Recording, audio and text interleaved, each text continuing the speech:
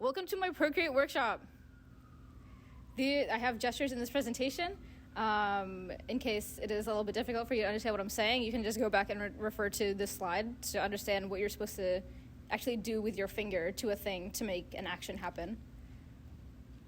And if you go to your gallery, you can swipe left on an artwork, and it'll give you several options, like to share your artwork as a PNG or a TIFF, or duplicate it, or just delete it.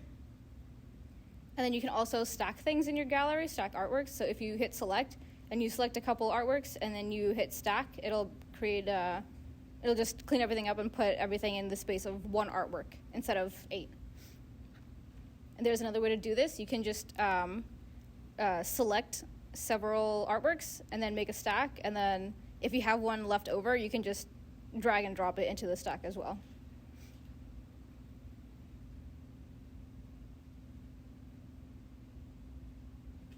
And then you can also just rotate your canvas from the gallery instead of clicking on your artwork and going all the way in there and then just fixing the canvas. You can just use 2 fingers to rotate it in the gallery. That's it.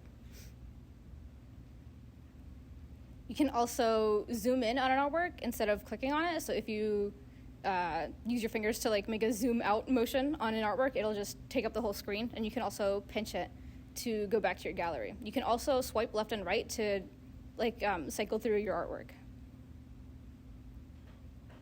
You can also drag an image from your gallery into your Photos app to just save it like that. You don't have to go through all the swiping left and then share it as a PNG or whatever. But by this, it is default by JPEG, but there is a way to fix this. If you go to your settings, if you go to Procreate in your settings app, and then you go to preferred image format, and then you hit PNG instead of JPEG, then it'll automatically just save as a PNG instead of a JPEG, and you can just put it wherever. There's 2 ways to name your artwork also. If you're just in your gallery, you can just hit untitled artwork and just type in whatever you want. And then you can also go all the way into your canvas and then hit canvas information and then click on untitled artwork underneath about this artwork.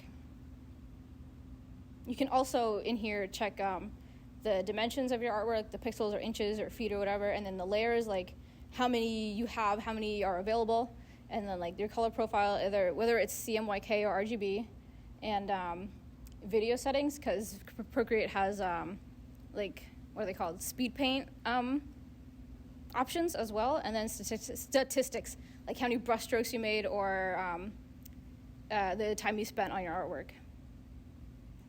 There's also gesture controls. These are very useful to me specifically, and these are very customizable. You can choose what to invoke using your fingers and or your Apple Pencil. So a shortcut is 2 fingers to a 2-finger tap will undo, and then 3-finger taps will redo. So if you go to your settings and then gesture controls, there's a whole list of options of things you can just jump to. So for my quick menu, which is what the next slide is about, I use the square at the side, plus I touch my finger on the canvas. So then this sort of little quick menu will pop up, and it'll give you 6 options, and you can just drag your finger in that direction to go to that. So if I open my quick menu and I drag my finger up, then I can just go to the erase tool instead of going all the way up, clicking on the erase tool, and then all the way back to my canvas to erase whatever I wanted. And then if you hold on an option, it'll give you a whole list of other things that you can switch it to. It's very, very long, so you can just do as much as you want. And I think there are also options to get more than 1 quick menu. So if you want to have more than just 6 options, then you can invoke your menus other ways as well. There's also shortcuts for alpha lock on a layer. So instead of clicking on it and then hitting alpha lock and then getting rid of it, you can just swipe right with 2 fingers to alpha lock it, and then swipe right again to undo the alpha lock. There's also options if you swipe left on a layer, sort of the gallery. You can either lock or duplicate or delete your layer if you swipe left. And then if you if you tap on a layer with 2 fingers, it'll automatically give you a thing to change your opacity. So just when you get to the second screen, just swipe your finger or drag your finger left or right to change the opacity level on your layer. And there's also, you can pinch your two fingers together to merge two or more layers. Instead of just like highlighting all of them and just hitting merge, you can just pinch your fingers with whichever layers you want. And then you can also copy layers to another canvas. If you tap and hold on a layer and then drag it out until the green plus happens, you can go to your gallery and just drop it into that canvas, and it'll automatically just copy that layer into another canvas. So it'll have like two copies of the same layer. There's also solo visibility. If you only want one layer to be visible, you can tap and hold the check mark next to, like on the side of the layer, and it'll turn that layer on by itself, and then it'll turn off all the other layers. And then you just tap and hold it again to turn the other layers back on. There's also a big problem is, where's that dot? What layer is that dot on? There's a fix for this also in Procreate. So if you go back to your gesture controls and you hit layer select, what happens is that depending on which option you pick to start it up, I have the square and then also the Apple Pencil. So if I hold the square and then I drag my Apple Pencil around on the canvas, it'll show me which layer this thing is on. So I'm going to play the video again so you guys can kind of see what I'm talking about. So like it's showing me like what layer is the brown one on, which one is the blue one on. And if I go up to that dot, it'll show me the layer that it's on, and it'll automatically select it, and I can just erase it just like that.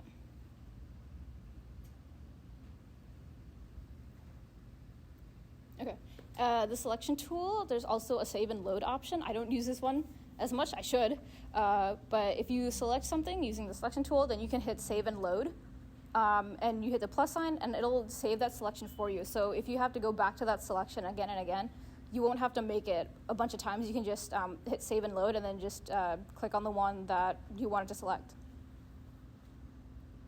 There's also circle selection.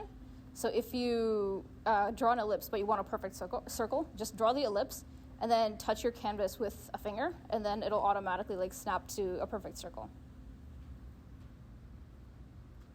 You can also go back to your previous color instead of going all the way to your color wheel. Just hold the color icon at the top right of the toolbar, and it'll switch back and forth with your previous and next color. You can also create a color palette two ways from an image. You can either go to palettes and hit plus and then new from photos and just pick a photo, or you can also just do a split screen and then drag a photo from your Photos app into your palettes tab, and it'll automatically make a color palette for you like that. There's also, I have an example of how to make a brush. I had to do this for one of my projects recently, because it's a braid and I don't know how to draw braids, so I just made a brush for it. So step one, just create a PNG with a black image on a white background. It's sort of easier to start that way to visualize it, I guess. But if you want, you can also just start from step two, which is invert it and have like a background and a white brush stroke, I guess. And then step three is go to your brush library and tap on the plus sign to create a new brush. And then step four, you go to the shape tab, and then there's a shape source, so you hit edit, and then you hit import, and then import a photo, and you bring in that PNG that you just made. And then for this one specifically, these are different settings that I fiddled around with. So I fixed the spacing to make it look like an actual braid. I rotated it so that it would go straight when I wanted to draw straight. And then count, which is how, like, so it would have less opacity at the beginning and the end of the stroke. And then for the last image, I don't know what that is, but it rotated something. And also, I would like to add that don't always trust the drawing pad, because sometimes it will lie to you. So it's better to just test your brush on the actual canvas instead, because the settings that I have got me that sort of brush stroke on the drawing pad, but on the canvas it got me that stroke. So don't worry about it. Questions? Good job, everybody.